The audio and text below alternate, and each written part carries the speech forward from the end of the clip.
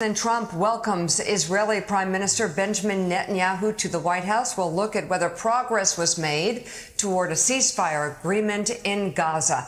And the Trump administration is facing backlash this morning after a DOJ and FBI investigation found convicted sex offender Jeffrey Epstein did not have a client list.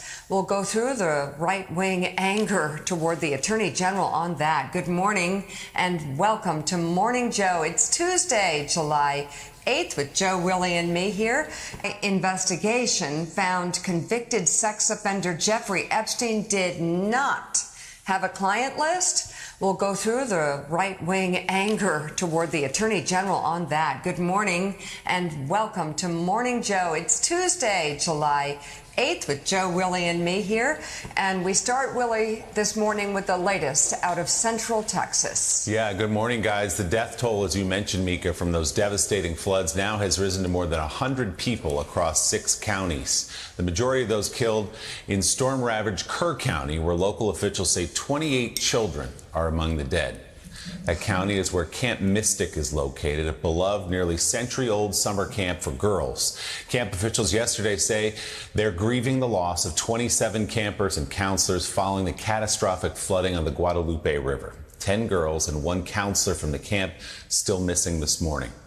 We're learning more as well about some of the victims of the deadly storm that swept through parts of the state.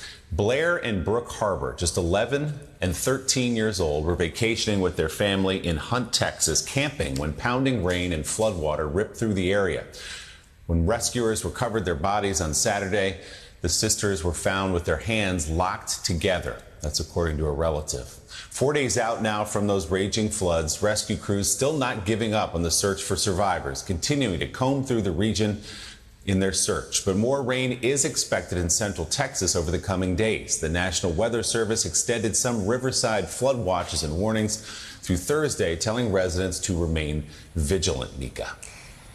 And as some officials in Texas continue to criticize the National Weather Service in the aftermath of the fatal floods, an investigation by NBC Dallas Fort Worth found the agency first issued a warning 12 hours ahead of the surging waters. Troy Kimmel, an Austin-based meteorologist and emergency manager, told NBC he believes the Weather Service issued timely alerts with the best information available. The question remains, did those alerts reach the people who needed them the most? Hard-hit Kerr County does not have a weather siren system, in part because some local officials felt it was too expensive to install.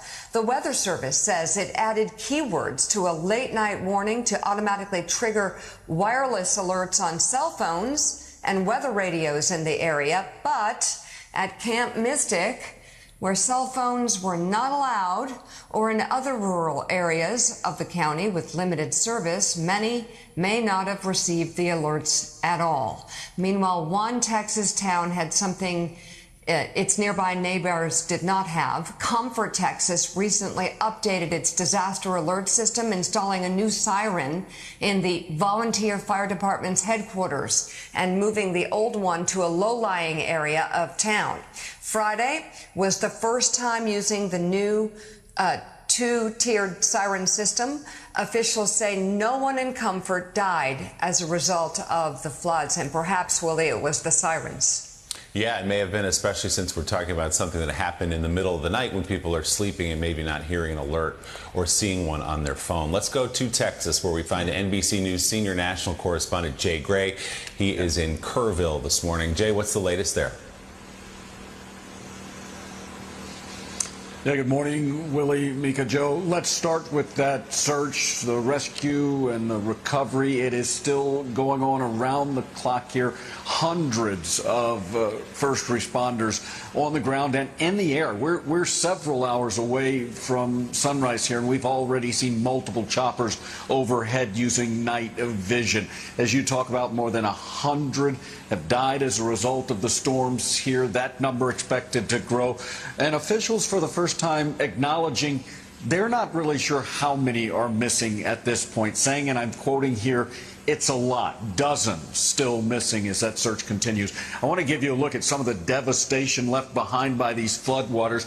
The family, an elderly couple and their daughter who were in this home, did manage to get out as the water rushed in, mud coating everything inside, and so they pulled what they can outside. And this is a scene replaying along the Guadalupe River right now. A lot of people trying to salvage anything they can from this wreckage, and really the pieces of so many lives scattered not only in the front and backyards of these homes, but for miles picked up by the water and pulled away. And this is a process that's going to continue for quite some time. They're, again, trying to find anything they can in this wreckage. And when you look at all of this, you get a picture of what's going on here. And it really is hard to rationalize when these families are telling you, with all that's been lost here, they're the lucky ones. But the perspective is real. They've seen what's been lost here, and they are struggling right now, grieving, as they begin to make the turn towards some type of recovery that's going to be difficult. They're going to need some help, guys. Jay, so many of these stories have touched the country, specifically the ones coming out of Camp Mystic, that beloved summer camp for girls down on the banks of the river. We know that the director of the camp, the longtime director of the camp, Dick Eastland, died trying to save some of these girls, was swept away as well. What more do we know coming out of the camp about numbers and who they may still be looking for? Yeah, we know that at least 10 campers as well as a counselor are still missing, and so that's something that they are focused on here. And Willie, you make a great point. That camp's really an institution, not only here in the Hill Country, but across Texas. So many people have gone to that camp. It's 100 years old, and a lot of those who have been a part of the camp are returning. They're volunteering and trying to help and doing what they can, not only to help with the cleanup, with the recovery, and with the camp itself, but with so many who survive there, and trying to help them as they come to grips with what's happened and try to figure out how they're going to move forward. You know, Jay, obviously, whenever hurricanes hit or any storms hit, there are always the questions that we're hearing now. I mean, sort of questions, what did the government do? How could they have done it better? I certainly heard it on the ground after Katrina, asking those questions about a Republican president, Democratic governor, Democratic mayor.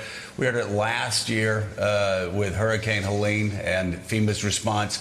I know you're on the ground day in, day out, talking to residents, talking to local officials, talking to healthcare workers. What are you hearing? What are the biggest questions right now that are arising in these first tragic days afterwards? What could government on all levels have done better? Well, as he hosted Israeli Prime Minister Benjamin Netanyahu at the White House yesterday, he said that without offering specifics, but Trump said Hamas wants to meet and that the terrorist group wants a ceasefire in Gaza. He made the comments to reporters during a dinner at the White House in the Blue Room last night with Netanyahu. He also confirmed the U.S. has scheduled talks with Iran, but didn't elaborate on when those would be. His remarks came just moments after the Israeli Prime Minister handed President Trump a document announcing that Israel had nominated Trump for the Nobel Peace Prize. Later on, there was another notable exchange when both Trump and Netanyahu discussed their thoughts regarding the day after in Gaza. Mr. President, is your Palestinian relocation plan still on the table? Is there a plan? Has there been any progress in finding countries to accept? Bibi, why don't I let you answer that question? Mr. President, Wait a minute, wait, he's got to answer the question. I think President Trump had a brilliant vision.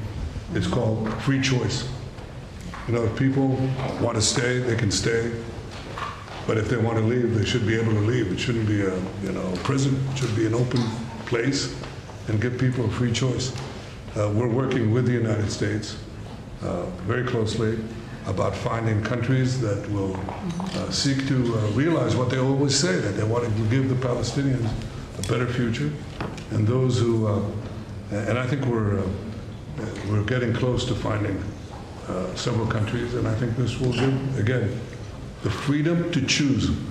Palestinians should have it, and I hope that we can secure it. Now, this morning, Netanyahu is set to meet with the majority and minority leaders in the U.S. Senate, as well as House Speaker Mike Johnson.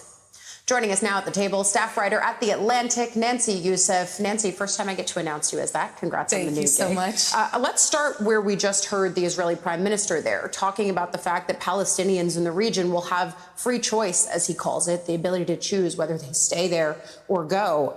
What do you make about what you just heard from that room, from Netanyahu, but then also the bigger picture of the way that they were talking about a potential end to this conflict? Well, it's interesting because this was sort of spurred in part by the president's comments earlier this year about a riviera in the Middle East. And when asked the question, he deferred to Netanyahu. The other thing that the prime minister said was that Israel would retain sort of control over security over Gaza, suggesting that the idea of a two-state solution was not on the table as long as they had sort of a say over security.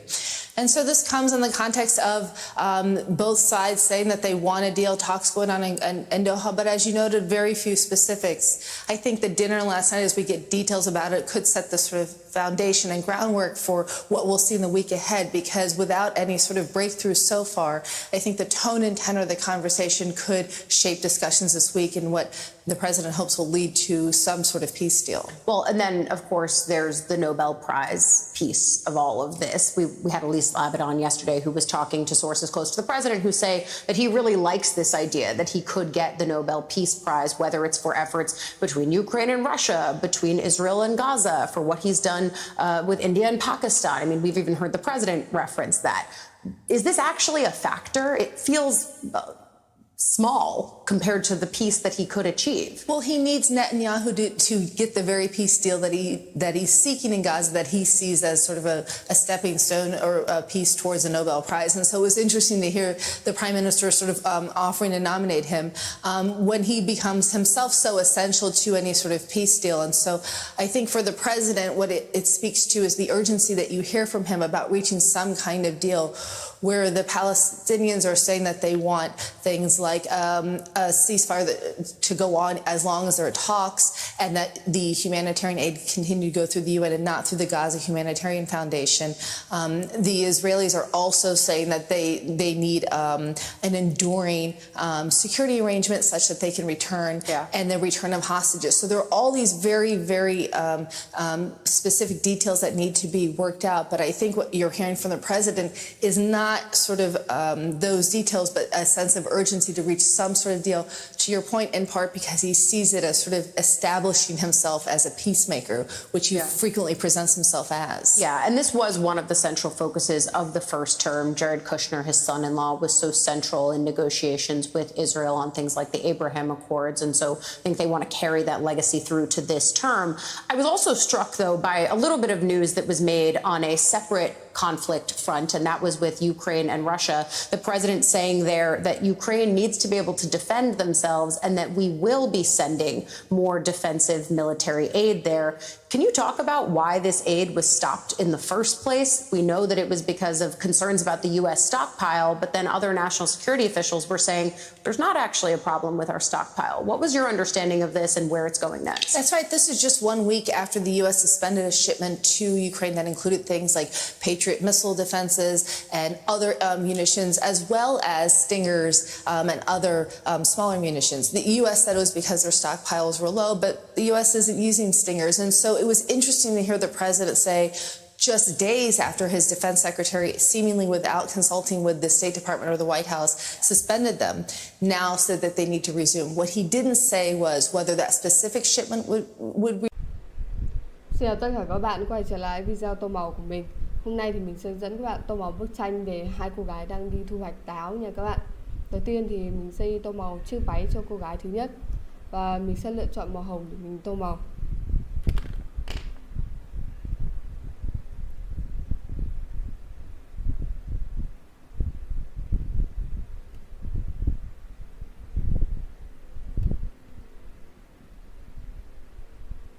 Và mình sẽ tô màu mái tóc cho cô gái.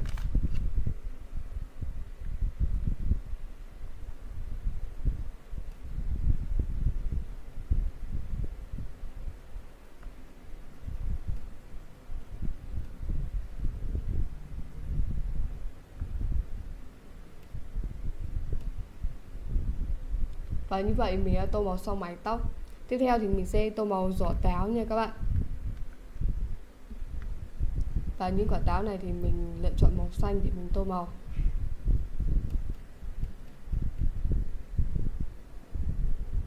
Và tiếp theo thì mình sẽ tô màu chiếc giỏ.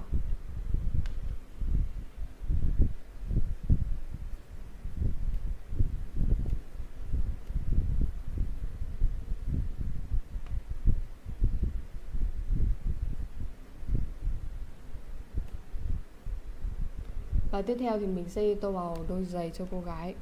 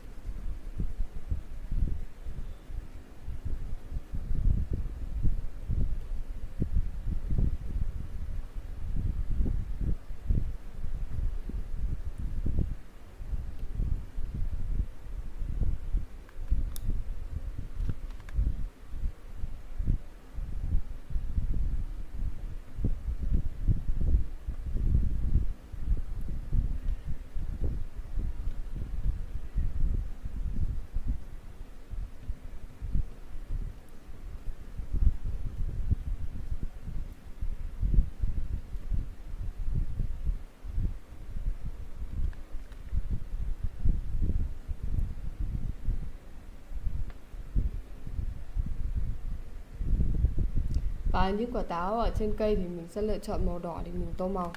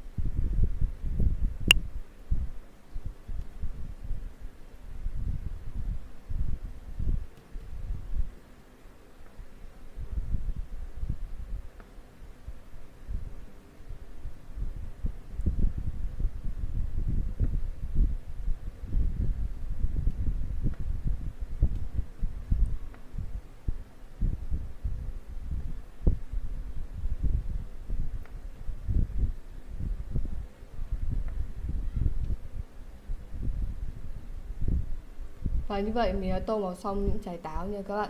Tiếp theo thì mình sẽ tô màu phần thân của cây táo.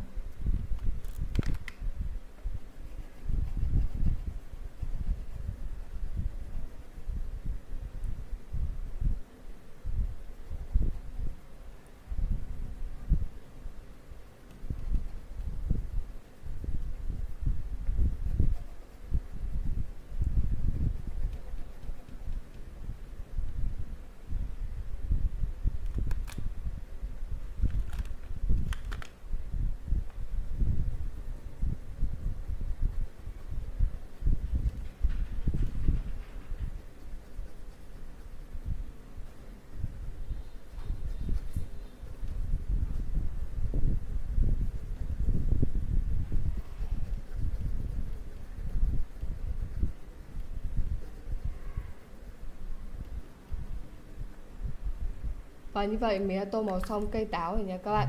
Và như vậy bức tranh tô màu của mình đến đây đã hết. Các bạn thấy video của mình hay thì nhớ đăng ký kênh và ủng hộ cho mình nha. Và các bạn có thể tham khảo qua cách tô màu của mình. Và xin chào và hẹn các bạn các video tô màu tiếp theo.